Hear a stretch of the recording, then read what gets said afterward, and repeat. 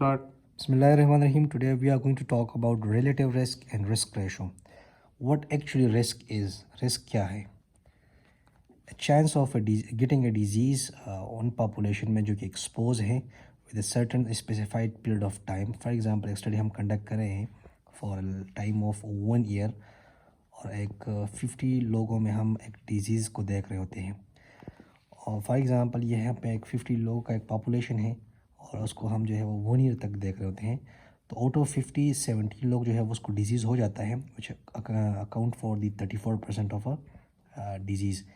तो 34% of the लोग जो है वो क्या है, रिस्क पे है टू डेवलप है सर्टन आउटकम और पैथोलॉजिकल कंडीशन और डिजीज़. अब हर बंदा जो है वो 34% एक्सपोज नहीं है, वो इसका रिस्क जो है वो 34% नहीं, बिकॉज बाज़ लोग जो है वो उसका रिस्क ज़्यादा हो जाता है, बाज़ लोग का कम होता है, depend on the age, smoking status, demographic data.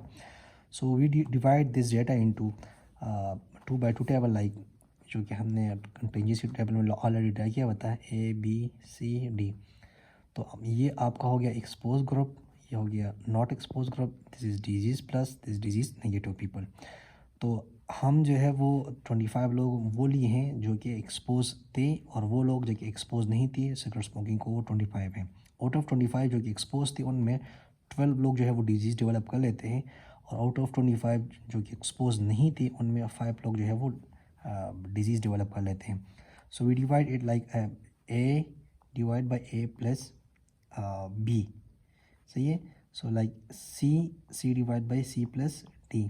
तो ये ए जो है वो आपका 12 लोग है, वो लोग जो कि स्मोक भी कर रहे थे और उनको डिजीज़ भी था, वो 12 हैं.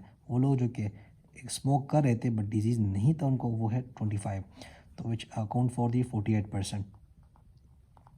वो लोग जो कि एक्सपोज नहीं थे और उनको डिजीज़ हो गया था, वो 25 थे आउट ऑफ 5 थे out of 25, which account for the 20%. अब इसका क्या मतलब है, वो अब इसको हम जो है वो रिलेटिव रिस्क निकाल लेते हैं. सो वी डिवाइड 0.48 है 48% divide by 20%, so we get 2.4.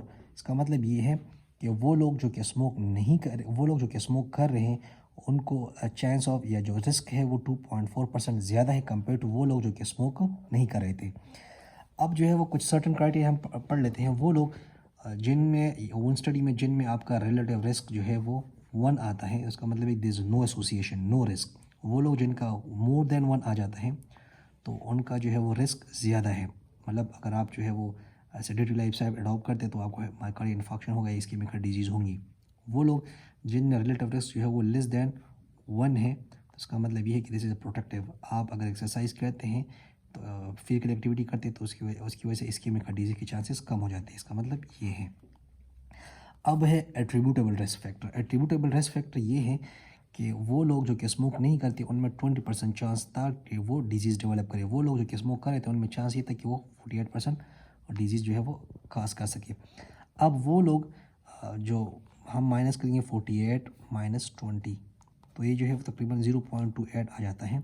ये एट्रीब्यूटेबल रिस्क फैक्टर. इसका मतलब ये है कि वो लोग जो कि स्मोक नहीं कर रहे थे वो लोग ऑलरेडी 20% रिस्क पे थे. अब उन्होंने जो है वो स्मोक स्टार्ट की हैं, अब वो 48% जो है वो उनका रिस्क वो ज़्यादा हो गया है. तो इनके बीच में जो डिफरेंस है वो क्या है, वो 28% है. इसको आप कहते हैं एक्सेसिव रिस्क या एट्रीब्यूटेबल रिस्क जिसको आप कहते हैं. अच्छा, अब एक स्टडी है कोहार्ट स्टडी, जिसमें वो हम फाइंड आउट करना चाहते हैं कि रिस्क, हम इंटरेस्टेड है कि स्मोकिंग स्टेटस जो है वो इंक्रीज़ करता है risk of the low birth weight during pregnancy.